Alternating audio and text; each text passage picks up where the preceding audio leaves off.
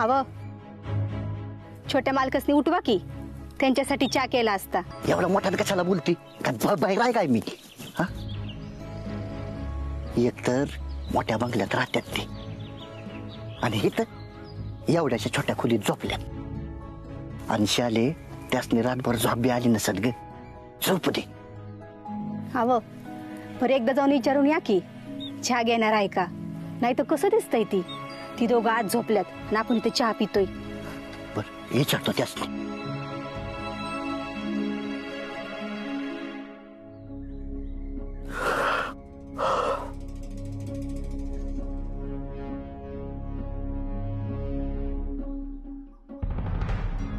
रम्याला जर कळालं आम्ही वेगवेगळं झोपलोय तर घरी सांगल, आणि सगळ्यांना कळेल की मी अजून कृष्णाला बायको म्हणून स्वीकारलं नाही.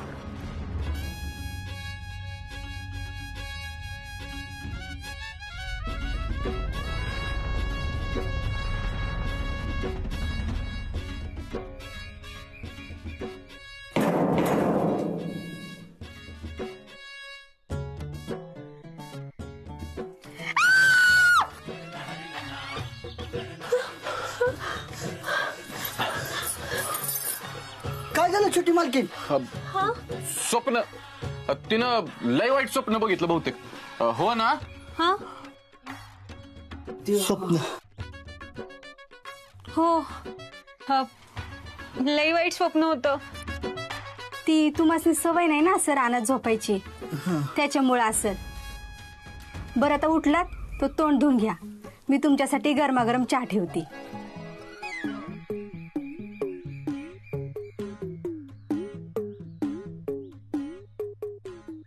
अहो छोटी मालकीन बाई, हे काय करताय? मी करते ना, जा तुम्ही तोंड धुवून घ्या. अहो जा तुम्ही तोंड धुवून घ्या, मी करते, जा.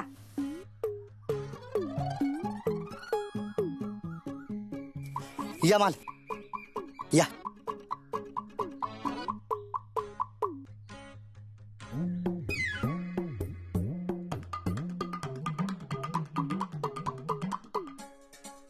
मालक चावी देतो ठेवलाय. हा,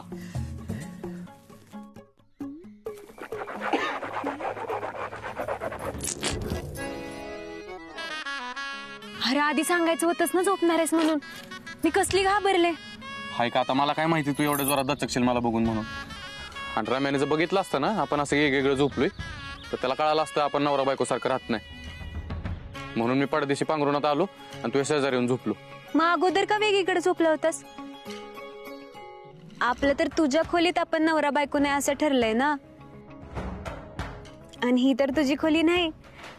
ही तर आपण नवरा बायको सारखं राहू शकतो.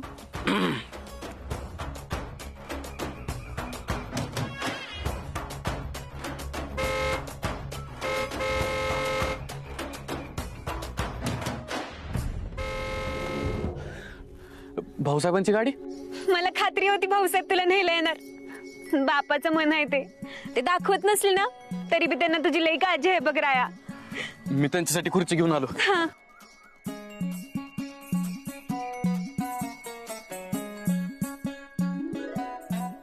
मला बी खात्री होती की भाऊसाहेब मला नक्की समजून घेतात, प्रेमानं जवळ घेतात आणि चल म्हणतात.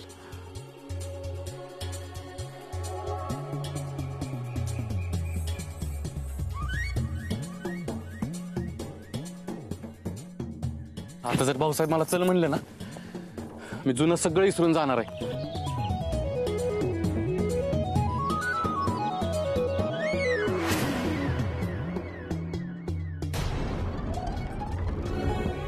भाऊसाहेब, ऋतिक, भाऊसाहेब कुठे? भाऊसाहेब तर नाही आलं आणि येणार पण नाही ती, कारण त्यासनी तुझा राग आलाय. ती भाऊसाहेबांनी मी बघून घेऊ. तू इथं का आलायस ती सांग आधी. पेपरमध्ये एक बातमी आली, ती दावाला आलो होतो.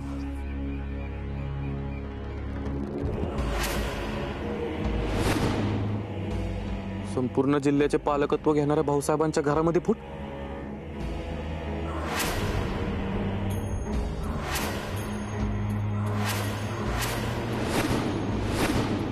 कुणाची हिंमत झाली लिहायची?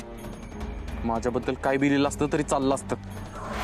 भाऊसाहेबांवर चिखल उडवल्याला मी खपून घेणार नाही. राय राय थांब, कुठे चाललायस? जाऊ नकोस, ऐक माझं. जेनी कुणी केलंय ना त्याला सोडणार नाही मी. राया ऐक माझं आरब. रागाच्या भरात उगाच उलटा सुलटा निर्णय घेऊ नकस. एकतर अगोदरच सगळ्या गोष्टी तुझ्या विरोधात चालल्यात, तिथंही पण नको. ऐक माझं. राया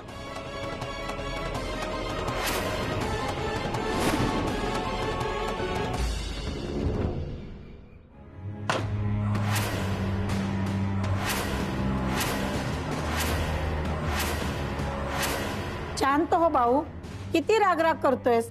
काय करतो हा? पाहिलं ना तुझ्या नातवाने काय दिवे लावले ते. अख्खा जिल्हा हसत असेल आता आमच्यावर. माझं मन सांगतंय राया असं करणं शक्यच नाही. तो का म्हणून अशी बातमी छापून आणेल? आम्हाला धडा शिकवायला आणि काय आरसा दाखवला ना मी त्याला. अहो हे काय बोलताय तुम्ही?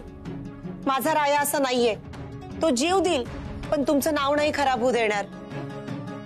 योच विश्वास तोडायला आवडतो तुमच्या लेकाला. आतापर्यंत तेच करत आला तो. त्याला परत आणा, त्याला परत आणा, त्याला परत आणा. कशासाठी परत आणा? हे असले पराक्रम गाजवायला का बापाचं नाव धुळीला मिळवायला? भाऊ असं चिडू नकोस, शांतपणे विचार कर. हे दुसरं कोणी केलेलं असू शकतं. नाही, त्याला वाटलं असेल त्यानं कारखाना सोडला आम्ही त्याच्या हातापाया पडू. तो शेतावर राहायला गेला, त्याला वाटलं असेल आम्ही त्याला परत बोलवू. आम्ही तसं केलं नाही म्हणून त्यानं हे केलं. आम्ही त्याला आतापर्यंत लयला माफ केलं पण आता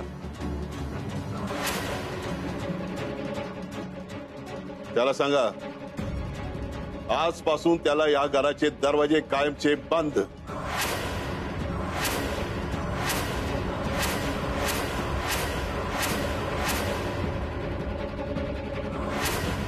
बघितलं, आम्हाला घराबाहेर काढायला निघला होता ना, पर मीच तुमच्या रायाला कायमचं घरातनं बाहेर काढलं.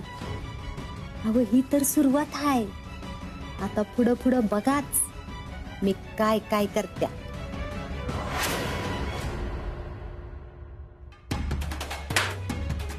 कुणी लिहिली बातमी?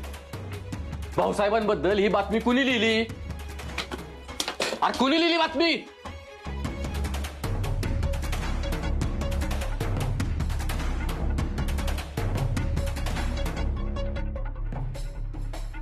हिम्मत कशी झाली रे विदा त्यांच्या घराबद्दल बोलायची? ए फोटो काढ नका, कॅमेरा फोडून टाकीन. तुला काय करायचंय रे? हा, भाऊसाहेबांचं नाव बदनाम का केलंस? अरे बोल. हॅलो भाऊसाहेब, तुमच्या मुलाकडून ही अपेक्षा नव्हती. कुठले संस्कार आहेत हे? आमच्या ऑफिसमध्ये येऊन धिंगाणा केला रायने. तुम्हाला राग आलाय म्हणजे नक्कीच तुमच्या नात्यामध्ये काहीतरी बिनसलंय. ए तसलं काय बी नाही बरं का. तुमचं वागणंच सांगतंय की तुमच्या घरात फूट पडली. ते आमचं आम्ही बघून घेऊ. तुला काय बी गरज नाही आमच्या घरात ना खुपसायची. आमचा आम्ही बघून घेऊ म्हणजे ही बातमी खरी आहे. भाऊसाहेबांना स्वतःचं घर नाही सांभाळता आलं तर. लय झाली तुमची ना. तुम्ही विधात्यांचं नाव खराब करताय, त्यांचं नाव बदनाम करताय. आता तुम्हाला सोडणार नाही. सांग कुणी सांगितली बातमी छापायला? आता सांगतोयस का? काय करतोस तू? हा, तू बघितलं नाही काय बोलते ती? अरे राया, ही सगळं तुझ्याकडनं खरं काढून घेण्यासाठी बोलतात. तू तुझ्या रागावर ताबा ठेव. तू तुझ्या वागण्यातनं जे काय बाय घडलंय ते खरं आहे असंच सांगतोयस. आपल्या विरोधात गोष्टी जात असतील तर असं चिडून उपयोग नाही राया. त्या अजूनच बिघडतात आणि तुला शांततेतच सगळं सावरून घ्यावं लागणार आहे. तू चलित ना. आता सोडतो, पण परत जर भाऊसाहेबांचं नाव बदनाम होईल, त्यांना वाईट वाटायला असं काय केलं, माझ्या इतकं वाईट कुणी नाही.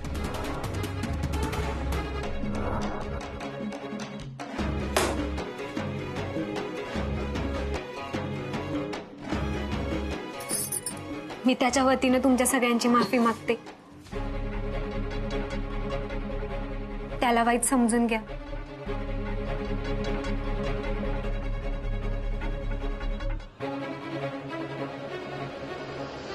राया, राया, राया थांब. का अडवलंस मला? हा, ह्यांना जर आत्ताच नाही रोखलं ना तर ही लोक अजून चिखलफेक करतात. तुला तर माहितीये भाऊसाहेबांबद्दल एक बी चुकीची गोष्ट मी सहन नाही करू शकत.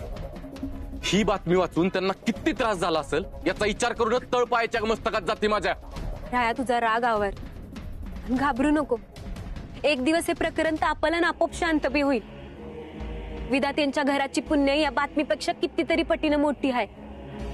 भाऊसाहेबांबद्दल अख्ख्या जिल्ह्याला आदर आहे. त्या असल्या बातमीवर विश्वास नाही ठेवायचे राया. तू चल इथनं.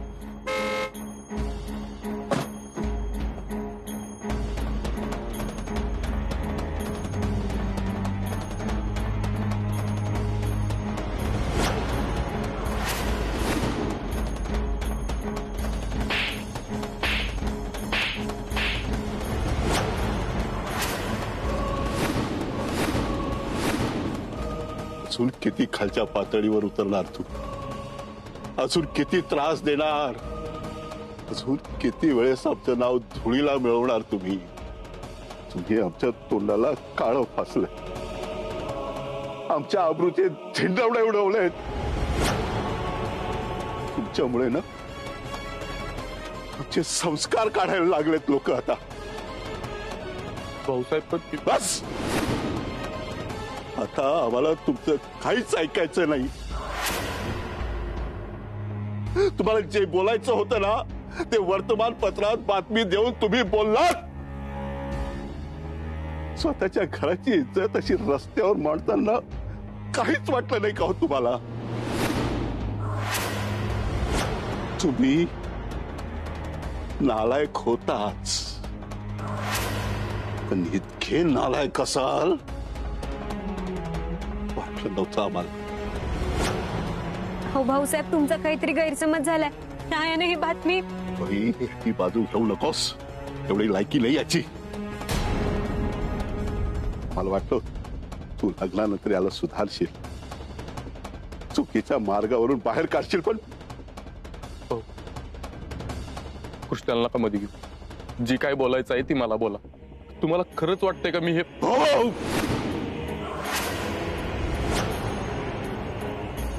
स्वतःच्या स्वार्थासाठी तुम्ही कितीही खाली जाल, आमचा तुमच्यावरचा विश्वास पूर्ण उडाला आता. यापुढे आमच्या डोळ्यासमोर येऊ नका. जर आमच्या समोर आला तर आम्ही गोळी घालू तुम्हाला.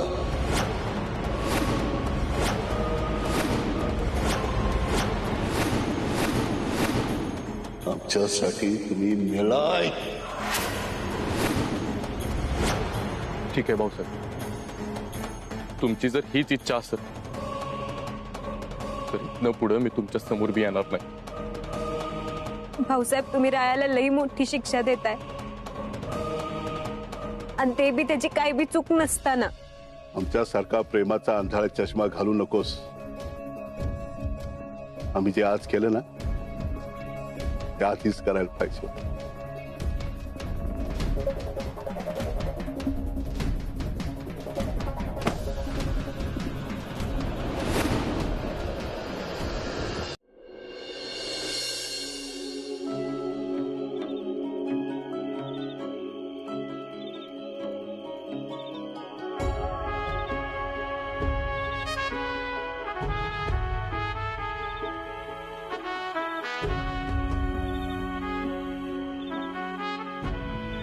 चल, खाऊन घे काहीतरी. भूक नाही मला. राया, हे तुला किती वेळा सांगितलंय, जेवणावर असा राग काढू नये. मला राग नाही आला ग, वाईट वाटतंय. भाऊसाहेबांनी माझं काही सुद्धा ऐकून घेतलं नाही, फक्त एका मागोमाग आरोप करत गेले माझ्यावर. भाऊसाहेब जे बोलले त्याचा त्रास होतोय ना? फक्त त्रास होत नाही, असं वाटतंय उकळलेलं तेल माझ्या काळजावर ओतलंय. तलवारीनं तुकडं तुकडं केलं त्याचं. भाऊसाहेबांना वाटतं की मी ती बातमी पेपरात छापली. मी तो राया आयुष्यात काही बी शिकला नसेल, त्याला काय बी जमत नसेल, आयुष्यात लय चुकीचे निर्णय घेतले असतील, लय जणांना दुखवलं बी असेल मी, पण तो राया एवढा नालायक नाही की स्वतःच्या बापासोबत झालेला वाद तो पेपरात छापल, जगाला सांगत भाऊसाहेबांचं नाव बदनाम करत. मला माहित आहे राया, तू कधीच असं करणार नाहीस. माझा विश्वास आहे तुझ्यावर. पण भाऊसाहेबांना नाही ना.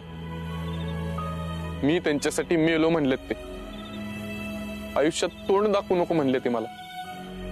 अजून कानात घुमतोय त्यांचा आवाज. असं वाटतंय सगळंच संपलंय आयुष्यातलं. ज्या बापानं आपल्याला जन्म दिला त्यालाच आपली लाज वाटत असेल तर त्या आयुष्याला अर्थच काय? असं बोलू नको राया. मी कसं सांगू भाऊसाहेबांना की मी हे सगळं नाही केलं? मी आणखीनच उतरलोय कृष्णा त्यांच्या मनातनं, अजूनच उतरलोय. आता परत कधीच ते माझ्यावर प्रेम करणार नाहीत, कधीच माझं तोंड बघणार नाहीत. मी तोंडापुढे गेलो तर मला गोळीच घालीन म्हणलेत ते. ज्या हातांनी मला बोट धरून चालायला शिकवलं, मला खांद्यावर उचललं, त्याच हातांनी मला गोळी घालायला निघाल्यात भाऊसाहेब. हे सगळं मी कसं सहन करू कृष्णा, कसं सहन करू? असं रडू नकस राया, धीर सोडू नकस. मी हाय तुझ्या संग. आपण उद्याच जाऊन भाऊसाहेबांनी भेटू आणि त्यांना सगळं सांगू. मला खात्री आहे ते तुला समजून घेतात. नाही कृष्णा, त्यांनी मला कधीच समजून घेतलं नाही.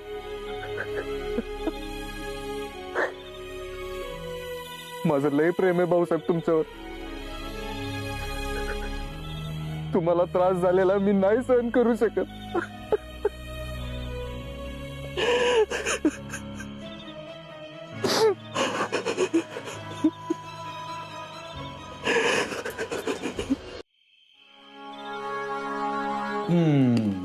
मम्मी, आता कुठे जरा मला बरं वाटायला लागले बघ. नाहीतर त्या गोव्याने काय फरक पडत होता होय? पण तू ही जे काही केलेस ना मम्मी, मला आता एकदम ठणठणीत बरं वाटायला लागले बघ.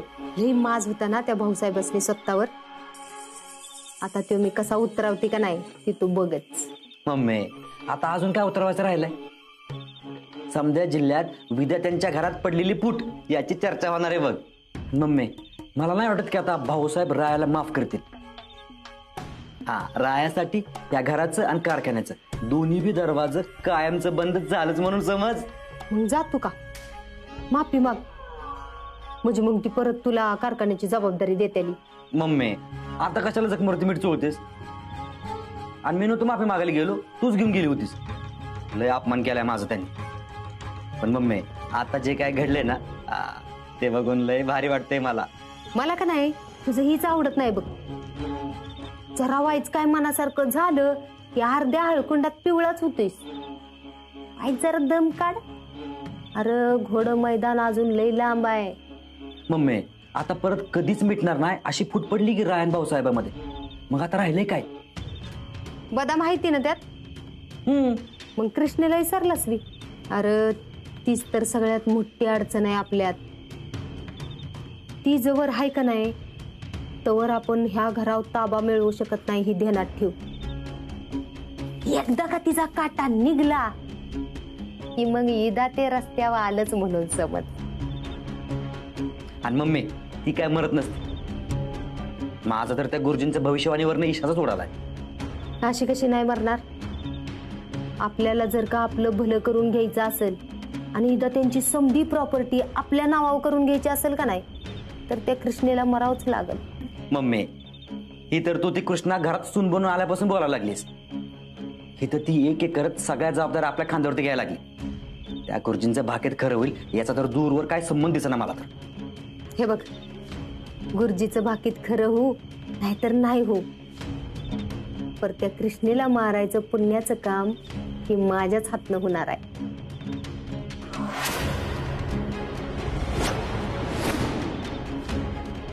तिच्या आयुष्याच्या चाव्या आता माझ्याच हातात आहेत त्या.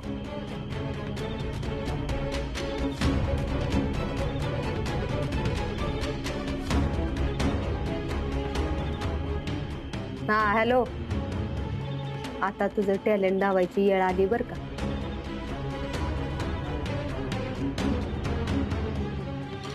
उद्याचा दिवस कृष्णेच्या आयुष्यातला शेवटचा दिवस असेल.